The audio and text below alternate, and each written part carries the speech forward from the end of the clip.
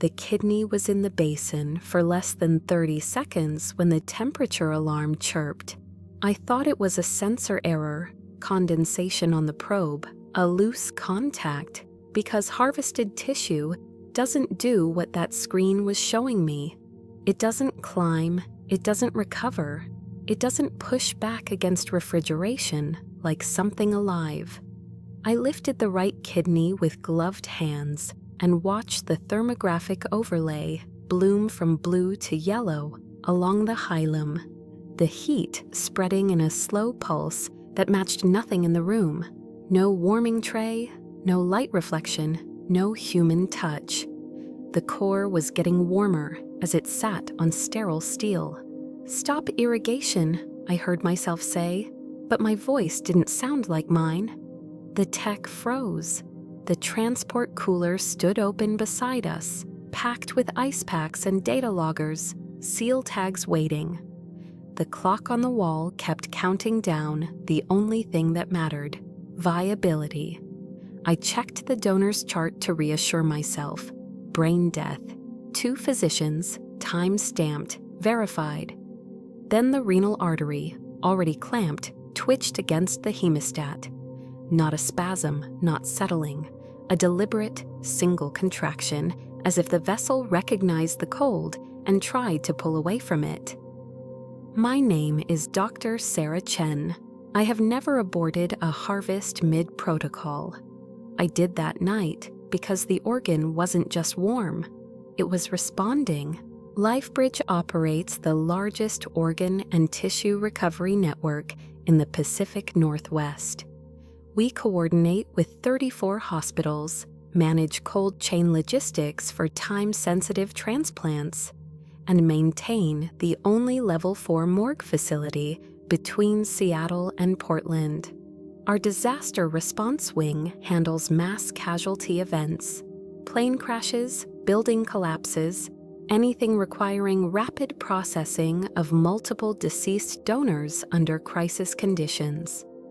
I joined LifeBridge in 2012 after completing my fellowship in transplant pathology at Johns Hopkins. My specific role is Regional Harvest Supervisor, which means I'm responsible for technical oversight of all major organ recovery operations.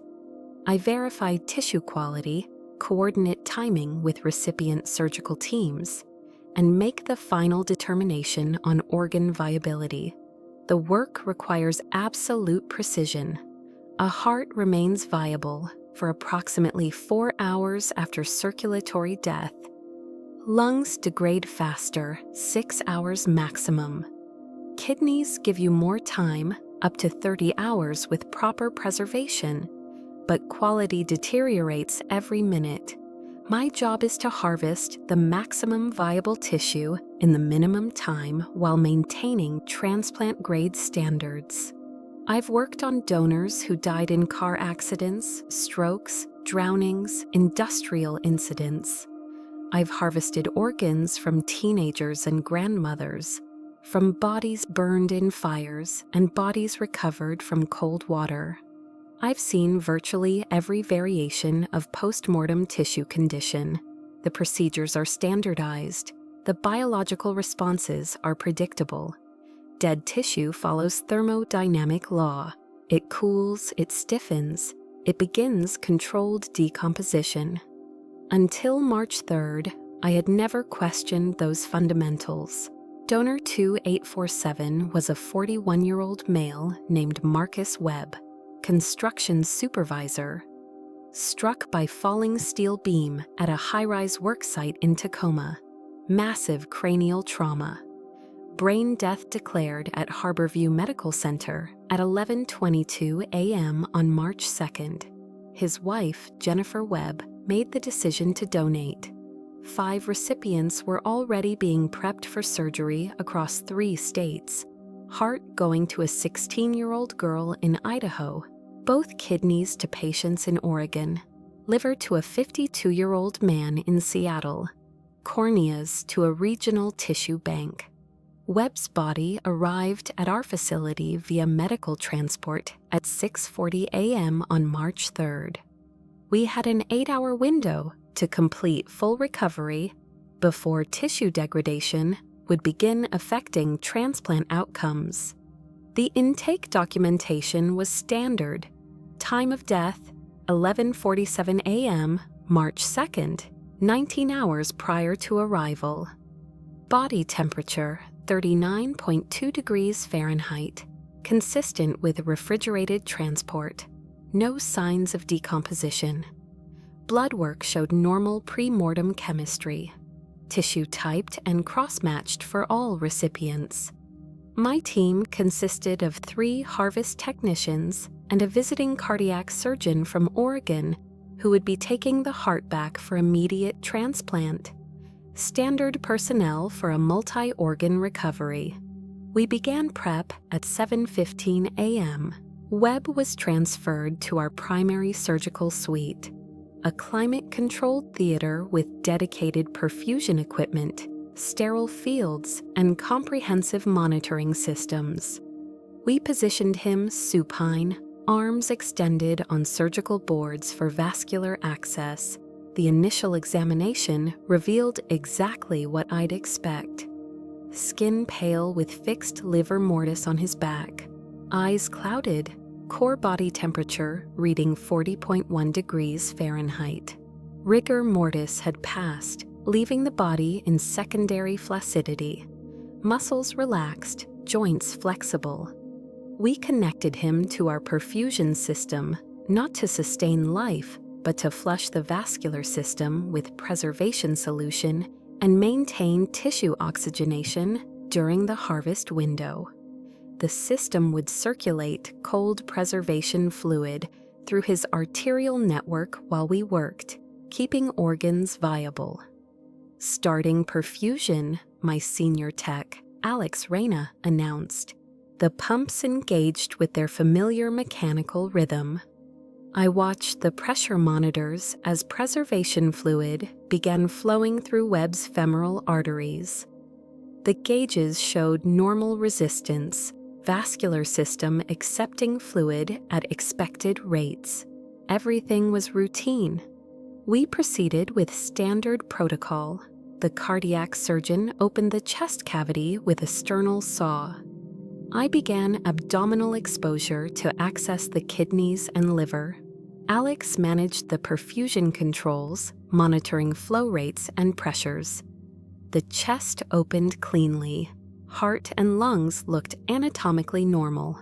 No obvious trauma beyond the catastrophic head injury that had killed him. Cardiac tissue appears excellent quality, the surgeon noted, examining the heart. No atherosclerosis, good muscle tone. This should be a perfect transplant.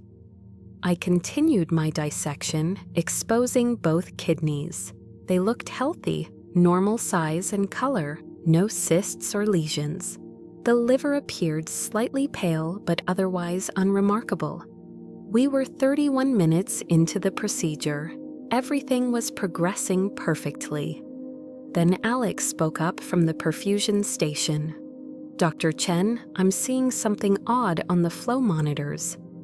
I glanced at the displays. The perfusion system tracks fluid input and venous drainage. In a normal harvest, you see steady flow.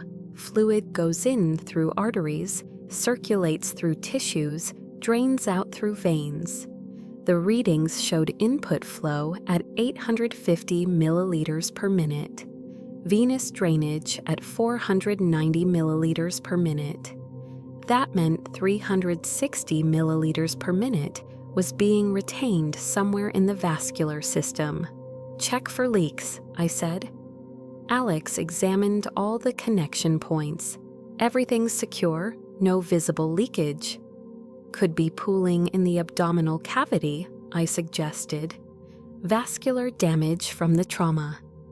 But when I checked, there was no fluid accumulation. The preservation solution was going into Webb's body, but it wasn't coming back out at the expected rate. Increase venous drainage pressure, I instructed.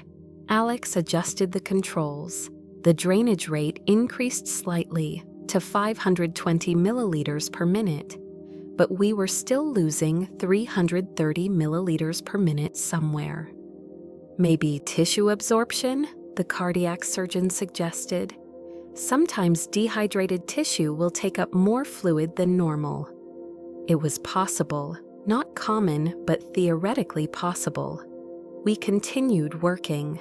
I began the careful dissection to isolate the right kidney, separating it from surrounding tissue while preserving the renal artery and vein. That's when I noticed the color. The kidney should have been pale, bloodless, and slightly gray, from the preservation fluid replacing blood in the vascular system. Instead, it looked pink, almost healthy. I paused, studying it carefully. "Alex, what's the preservation fluid temperature?" 4 degrees Celsius, standard cold perfusion. The kidney shouldn't look that pink. It should look cold preserved, blanched. I placed my gloved hand against the renal tissue. It felt cool, but not as cold as I'd expected. I pulled out my infrared thermometer and took a reading, 44.3 degrees Fahrenheit. That was wrong. The preservation fluid was 39.2 degrees Fahrenheit. The ambient tissue should be maybe 42 degrees Fahrenheit at most. The kidney was warmer than its environment. "Get me the thermographic scanner," I said. Alex brought over our FLIR thermal imaging camera, a device we use to verify even cooling of organs during preservation. I aimed it at the exposed kidney. The display showed a heat signature of 46.1 degrees Fahrenheit. I scanned the other kidney, 45.8 degrees Fahrenheit. The liver, 47.2 degrees Fahrenheit. All the organs were reading warmer than they should be, and warmer than they had been 15 minutes ago. "That can't be right," I said. "Check the scanner calibration." Alex ran a diagnostic. "Calibration is perfect. It's reading accurate." The cardiac surgeon had stopped working. He was staring at his own field. "Sarah," he said quietly. The heart's warm too. He had his hand resting against the myocardium, professional habit during examination. "I can feel it. It shouldn't feel this warm." I moved to the thoracic cavity and scanned the heart with the thermal camera. 51.4 degrees Fahrenheit. That was impossible. We'd been running cold perfusion for 47 minutes. Every tissue in this body should be gradually cooling toward the 39-degree temperature of the preservation fluid. Instead, the organs were warming up. "Stop perfusion," I ordered. Alex shut down the pumps. We all stood there, staring at the body on the table. The monitors showed flat lines, no cardiac activity, no respiratory effort, no brain function. Every indicator confirmed Marcus Webb was dead, but his organs were producing heat. I spent the next 20 minutes running every diagnostic I could think of. I checked for residual metabolic activity. Sometimes cells continue low-level ATP production briefly after death. The readings were negative. I verified our preservation fluid temperature, 39.2 degrees Fahrenheit exactly. I took ambient temperature readings throughout the surgical suite. 64 degrees Fahrenheit, normal. I rescanned the organs. Heart, 52.8 degrees Fahrenheit. Kidneys, 47.3 degrees Fahrenheit and 47.1 degrees Fahrenheit. Liver, 48.9 degrees Fahrenheit. They were still warming, not dramatically, maybe 1 to 2 degrees every 15 minutes, but consistently, progressively, impossibly. Could there be some kind of chemical reaction? Alex suggested. Maybe the preservation fluid is interacting with the tissue somehow? We use this solution on every donor, I said. Same concentration, same temperature. We've never seen this before. The cardiac surgeon looked at his watch. "Sarah, I have a surgical team standing by in Boise. That heart needs to be on a plane in 3 hours. What do we do?" I made a decision I'd never made before. "We're pausing the harvest. I need to consult with pathology." Dr. Robert Bryce was our senior pathologist, 44 years of experience, former chief medical examiner for King County. If anyone could explain this, it would be him. I called him at 8:52 a.m., knowing I was ending someone's sleep and potentially jeopardizing 5 transplants. He arrived 30 minutes later, still wearing his weekend casual clothes. I showed him the thermal scans. I showed him the perfusion data. I showed him the organs themselves, still exposed, still inexplicably warm. He examined everything methodically, saying nothing. Finally, he took his own temperature readings with a separate calibrated device. Heart, 54.1 degrees Fahrenheit. Kidneys, 48.8 degrees Fahrenheit and 48.6 degrees Fahrenheit. Liver, 49.7 degrees Fahrenheit. "They're still warming," I said. "It's been 2 hours now. They should be stone cold." Bryce was quiet for a long time. "Have you checked for infection?" he asked. "Some necrotizing bacterial processes can generate heat. Blood cultures were negative, and infection wouldn't explain the uniform warming across all organs." "No," he agreed, "it wouldn't." He studied the monitors, showing Webb's vital signs, all flatlined. "There's no cardiac activity, no electrical impulse in the myocardium. This heart is not beating."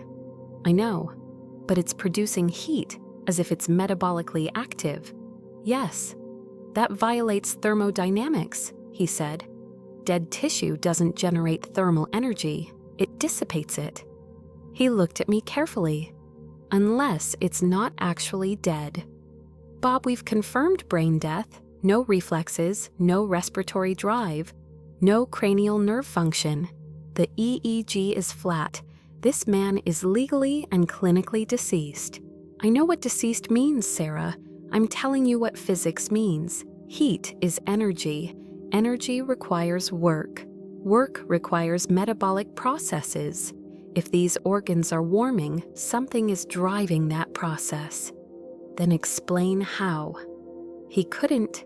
We stood in that surgical theater, 2 experienced medical professionals, confronted with something that shouldn't exist. "What do you want to do?" Bryce asked. I looked at the clock, 9:41 a.m. The transplant window was narrowing. "We complete the harvest," I decided. "If the organs are still viable by normal standards, we proceed. The recipients need them. And if something's wrong with the tissue, then we'll find out during recipient surgery," I said. "But right now, these organs test as transplant grade. Temperature anomaly notwithstanding, they're healthy." Bryce nodded slowly. "Document everything, every reading, every temperature, timestamp all of it." Already doing that, he left and we resumed the procedure. The cardiac surgeon was understandably nervous, but we proceeded with heart removal. The dissection went normally. We clamped the major vessels, severed the attachments, and lifted the heart from the thoracic cavity. The moment it was free from Webb's body, the cardiac surgeon placed it in the sterile preservation container filled with cold solution. He checked the temperature immediately. "Still 54 degrees, he said. "It should start cooling now." We waited 5 minutes. He checked again. 56.2 degrees. The heart was warming inside the cold solution. "That's not possible," he said. "The solution is 39 degrees. Thermodynamics says it has to cool." But it didn't. We monitored it for another 10 minutes. The temperature climbed to 58.1 degrees Fahrenheit. The heart was now warmer than when we'd removed it, sitting in a bath of near-freezing preservation fluid. "I can't transplant this," the surgeon said. "Something's wrong. I don't know what, but I can't put this in a 16-year-old girl." He packed the container in ice and left to call his transplant coordinator. I continued with the kidney harvest. Both organs came out cleanly. Both went into cold preservation. Both continued warming. Left kidney, 52.3 degrees Fahrenheit, after 10 minutes in cold solution. Right kidney, 51.9 degrees Fahrenheit. By 11:30 a.m., we'd recovered both kidneys, the liver, both corneas, and various tissue samples. Every single specimen continued to warm, despite being packed in ice and preservation solution. The liver reached 62 degrees Fahrenheit. The kidneys both exceeded 55 degrees Fahrenheit. The corneas, which should be the easiest to cool due to their small mass, measured 49 degrees Fahrenheit. We had a collection of harvested organs that were behaving as if they were still alive, still metabolizing, still generating body heat. But they weren't connected to anything. No blood supply, no nervous system, no oxygen exchange. They were just tissue, meat in a cooler, meat that somehow refused to accept death. By noon, I'd made calls to all 5 transplant coordinators. I explained the situation as best I could: temperature anomalies, ongoing thermal activity, organs not responding to cold preservation. 3 coordinators canceled immediately. Too much risk. The other 2 wanted to proceed anyway. Their patients were critical, and the organs still appeared structurally sound. I refused to approve the transplants. LifeBridge's medical director, Dr. Evelyn Park, called me at 12:47 p.m. "Sarah, I understand you've suspended all transplants from donor 2847. "Yes." "On what grounds?" I explained the temperature data, the perfusion anomalies, everything we'd documented. There was a long pause. "Sarah, are you telling me these organs are somehow still alive?"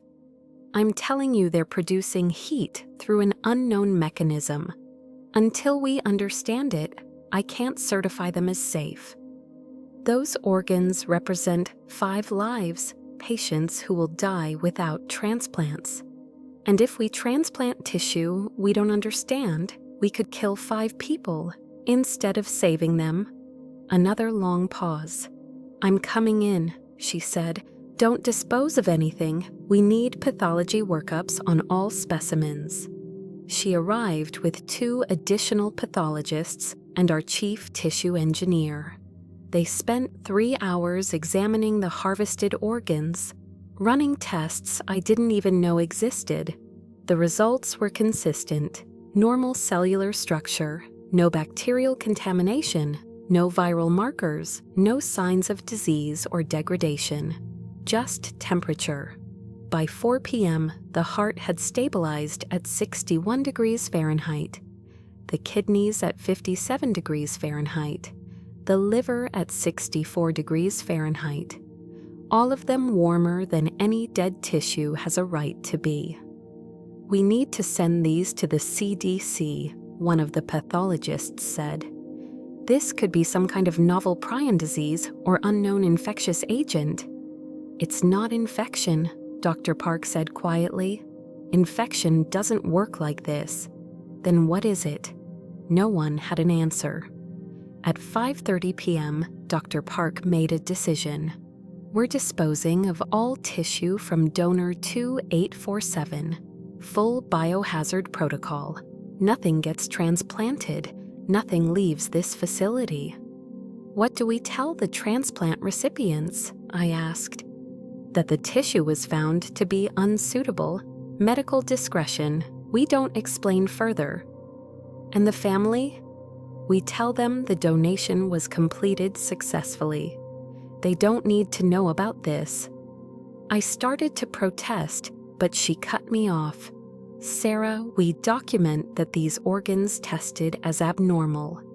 We note temperature irregularities, but we do not speculate about causes. We do not create panic. We dispose of the tissue and we move on. Understood?" It wasn't really a question.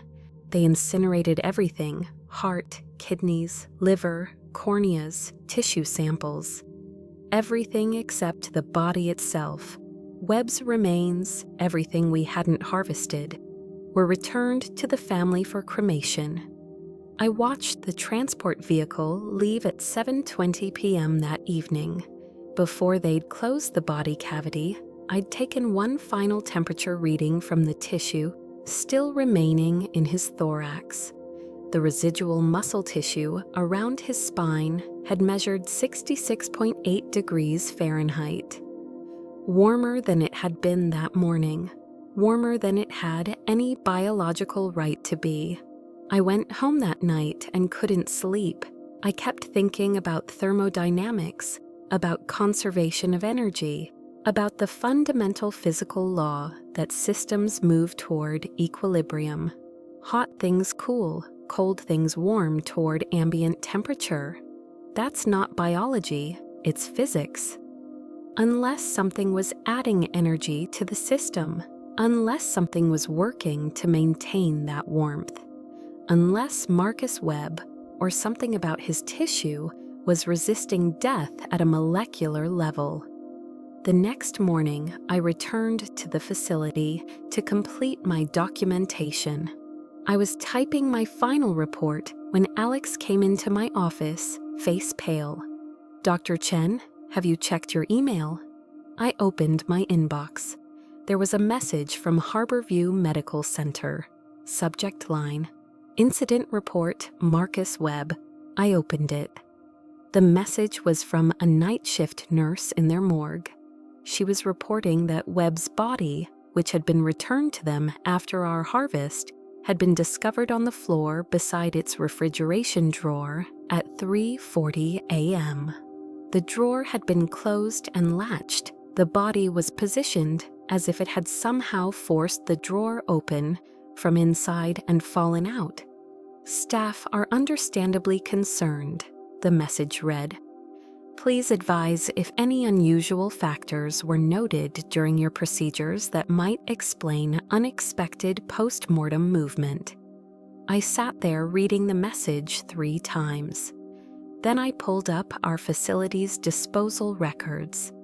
The incineration of Webb's harvested organs had been completed at 8:15 p.m. the previous evening. Time-stamped and verified. But I pulled up the thermal monitoring logs from our specimen freezer, the unit where we'd stored the organs before disposal. The logs showed continuous temperature recordings until incineration. Every single organ had continued warming until the moment they were destroyed. The heart had reached 68 degrees Fahrenheit. The liver had reached 71 degrees Fahrenheit. Both kidneys had exceeded 66 degrees Fahrenheit. All of them approaching normal living body temperature, 98.6 degrees Fahrenheit, asymptotically, as if being drawn toward some biological set point. As if whatever was producing that heat wouldn't stop until it had restored full living temperature, or been destroyed. I reported sick the next day, and the next. I took a full week of leave while I tried to process what had happened. During that week, I did something I shouldn't have done. I accessed LifeBridge's donor database. I pulled records for every multi-organ harvest I'd supervised in the previous year, 41 cases total. I reviewed all temperature monitoring data, looking for any other instances of anomalous warming. I found 3, not as dramatic as Webb, but present. Donor 2604, October 2022. Kidneys retained 2 to 3 degrees more heat than expected during harvest, attributed to equipment calibration error. Donor 2701, December 2022. Liver showed elevated temperature during preservation, attributed to residual blood pooling. Donor 2779, February 2023. Heart tissue measured 4 degrees warmer than preservation solution, attributed to thermometer malfunction. 3 cases across 5 months where organs resisted cooling, all dismissed as measurement errors or equipment problems. But what if they weren't? What if Webb wasn't an isolated incident, but an escalation of something that had been building gradually? I pulled older records, 2 years back, 3 years. The pattern was there, faint, dismissible, but present. Maybe 1 case every 6 months, where tissue temperature seemed inconsistent with preservation protocols. Always explained away, always rationalized, but the frequency was increasing. 2020, 1 case. 2021, 2 cases. 2022, 4 cases. 2023, already 4 cases in 3 months. And Webb was different in degree, not in kind. He was simply the first one where the phenomenon became too obvious to ignore. I returned to work on March 13th. Dr. Park called me into her office immediately. "Are you ready to resume your duties?" she asked. "Yes." "Good, because we need to discuss something." She pulled up a document on her computer and turned the screen toward me. It was a non-disclosure agreement. All personnel involved in the Webb case are being asked to sign this. It protects patient privacy and institutional liability. It also binds you to confidentiality regarding all aspects of the case. I read it carefully. The language was subtle but clear. I would not discuss the case with anyone outside LifeBridge. I would not publish findings. I would not share data. I would, legally and contractually, be required to forget what I'd seen. "What if it happens again?" I asked. "Then we'll handle it appropriately, with proper protocols. This agreement simply ensures we maintain professional standards." "Bob Bryce wouldn't sign this," I said. "Would he?" "Dr. Bryce has signed," she said, "as have all other personnel." She slid a pen across the desk. I looked at the document, at the pen, at Dr. Park's carefully neutral expression. "Can I ask you something?" I said. "Of course." "Have you ever seen anything like this before, in your career?" She was quiet for a moment. "No," she said, "I haven't." But something in her tone, some microsecond of hesitation, told me she was lying, not about her direct experience, but about her awareness. She knew something or suspected something, something institutional, something that predated both of us. "Sign the agreement, Sarah. Come back to work. We save lives here. That's what matters." I took the pen. I started to sign. Then I stopped. "What happens to the recipients?" I asked. "The patients who were supposed to get Webb's organs. What did you tell them?" "That suitable tissue wasn't available. That's all they need to know." "And what if those patients die waiting for transplants?" "Then they die the same way they would have died if Webb had never been a donor. This changes nothing." But it did change something. It changed everything. I put down the pen. "I can't sign this." Dr. Park's expression hardened. "Sarah, I can't sign something that prevents me from reporting a potential medical anomaly. If this is happening across multiple cases, it needs to be studied properly by researchers who aren't worried about institutional liability." "You're making a mistake." "Probably," I agreed.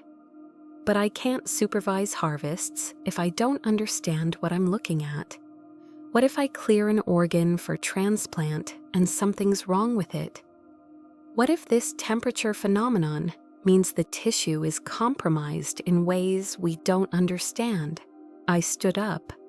I'm resigning, effective immediately. You're overreacting, Dr. Park said. This was one anomalous case. It doesn't indicate. It was 4 cases in 3 months that we know of. She went very still. You accessed donor records without authorization. I accessed my own cases, the ones I supervised. I have that right.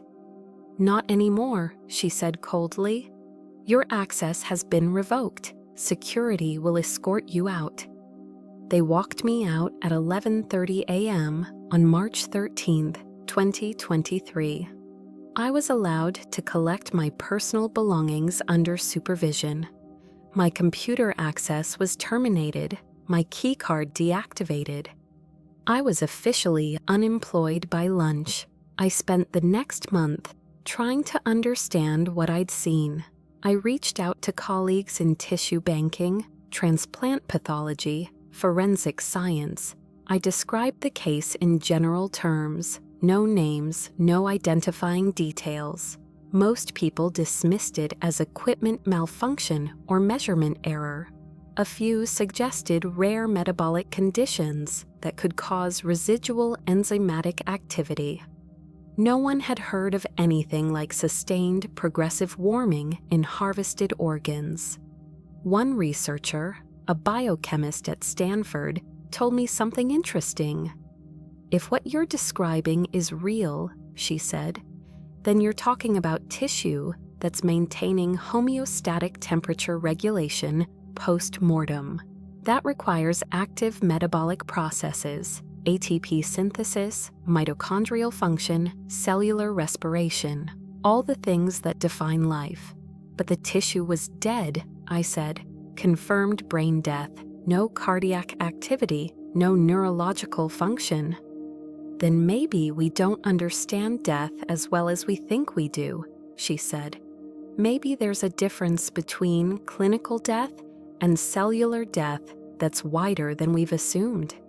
Maybe what you're seeing is tissue that hasn't gotten the message that it's supposed to stop functioning. She paused. Or maybe it got the message and decided not to comply.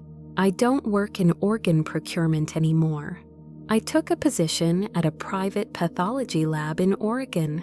Routine tissue analysis, biopsy reports, nothing involving dead bodies. But I still think about Marcus Webb. I think about his organs warming progressively in cold storage, as if they were trying to reconstitute something.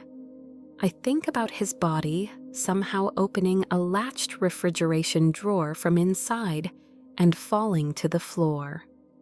I think about the pattern I found in LifeBridge's records, the increasing frequency of temperature anomalies. And I think about something I learned 3 weeks after I resigned. I was browsing medical news, professional habit, when I saw a brief article about a transplant complication in Oregon. A 44-year-old man had received a kidney in late February 2023. The surgery went perfectly. The organ functioned well initially. Then, 2 weeks post-transplant, he developed an unexplained fever. The kidney was producing excess heat. His core body temperature climbed to 103 degrees Fahrenheit, despite aggressive cooling measures. They removed the kidney in an emergency surgery. The article mentioned the tissue was sent for analysis, but no cause was ever determined. I pulled the transplant date, February 18th, 2023. Then I checked LifeBridge's records, the ones I'd copied before they revoked my access. Donor 2779, harvested February 17th, 2023. Heart tissue measured 4 degrees. Warmer than preservation solution during harvest, the kidney from that donor went to a patient in Oregon. The same patient who developed the post-transplant fever. I tried to follow up. I contacted the transplant center. I spoke to the surgeon. He wouldn't give me details, patient confidentiality, but he confirmed the kidney had been metabolically irregular. "We've never seen anything like it," he said. The tissue seemed to be generating its own heat, as if it was trying to sustain body temperature independent of the host circulatory system. "What happened to the patient?" I asked. "He recovered after we removed the kidney, but he still has episodes, temperature spikes, night sweats, as if something from that tissue integrated. We can't find any foreign tissue in his system, but something changed." He paused. "I pulled the donor information. The tissue came from your facility, from a case you supervised." "I know," I said quietly. "Dr. Chen, what the hell is happening?" I didn't have an answer. I still don't. But I know this. I've spent my career working with the boundary between life and death. I've touched that boundary thousands of times, handling tissue from people whose hearts stopped, whose brains ceased functioning, whose legal and clinical status was definitively deceased. I thought I understood where that boundary was. I thought it was clear, measurable, absolute. But Marcus Webb taught me something different. He taught me that maybe the boundary isn't a line. Maybe it's a process, a negotiation, something that takes time. And maybe, just maybe, some tissue refuses to accept the terms. I dream about it sometimes, about organs in cold storage, slowly warming, about cellular processes that won't stop, about tissue that keeps trying to live even when everything else has given up. I dream about harvest rooms full of bodies, all of them cooling toward room temperature like they're supposed to, except one, always one, staying warm, getting warmer, waiting. I quit because I couldn't face the possibility of supervising another harvest like Webb's. But the truth, the thing that keeps me awake, is that it doesn't matter whether I'm there or not, because this is still happening. Right now, in procurement facilities across the country, technicians are monitoring preservation temperatures on harvested organs. And sometimes, maybe one case in 50, maybe one in 100, they're seeing readings that don't make sense. Organs that are warmer than they should be. Tissue that resists cooling just a little too much. And they're explaining it away. Equipment error, calibration problem, data anomaly. They're signing the non-disclosure agreements and moving on. Because the alternative is impossible. The alternative is accepting that we don't control death the way we thought we did. That maybe death isn't the end of biological processes, just a temporary inconvenience some tissue has learned to overcome. I received an email last month from a mortuary technician in Nevada. She'd heard through professional networks that I'd left LifeBridge. She wanted to know if I'd ever encountered bodies that maintained warmth longer than expected during post-mortem processing. She was seeing it more frequently, nothing dramatic. Just bodies that cooled more slowly than they should. That retained core temperature hours longer than thermodynamic principles predicted. She asked if I thought it was worth reporting. I told her no. I told her it was probably nothing. I told her to focus on her work and not worry about small measurement inconsistencies. Because what would I tell her? That I think death is breaking down, that the biological processes we depend on to stop after cardiac arrest are somehow continuing? That tissue is learning to persist? That would sound insane. So I said nothing, but I've started keeping track. Every news article about unusual transplant complications, every medical journal report of anomalous tissue behavior, every case of unexplained postmortem movement or temperature irregularities. I maintain a private database, 27 cases so far, across 12 states, over 18 months. The frequency is increasing. Whatever started with Marcus Webb, or maybe whatever Webb was just one obvious example of, it's not stopping, it's spreading. And the terrifying thing isn't that dead tissue is somehow staying alive. The terrifying thing is that I think it's learning. Each case is slightly more pronounced than the last. Temperature retention lasting longer, tissue resisting cooling more aggressively. Like evolution, but faster. Like adaptation occurring across individual cases instead of generations. Like whatever's happening is getting better at it. I don't know what I'm supposed to do with that information. I don't know who would believe me. I don't even know if I believe myself. But I know this. Every person who dies becomes a potential vector for whatever this is. Every body processed through a morgue. Every organ harvested for transplant. Every corpse prepared for burial. All of them might be opportunities for this thing, whatever it is, to persist just a little bit longer, to stay warm just a few degrees more, to refuse death just a little bit harder. And eventually, maybe not this year, maybe not this decade, but eventually, one of them won't cool down at all. One of them will keep warming and warming until it reaches 98.6 degrees Fahrenheit. And then what? Then we find out if death is really the end, or just a condition we can recover from. I've been timing organ viability windows for 11 years. I can tell you exactly how long each tissue type remains transplantable after death. But I can't tell you anymore how long death lasts, because I think maybe, just maybe, we're starting to find out it doesn't have to last forever. And I think Marcus Webb was just the first one who almost made it back.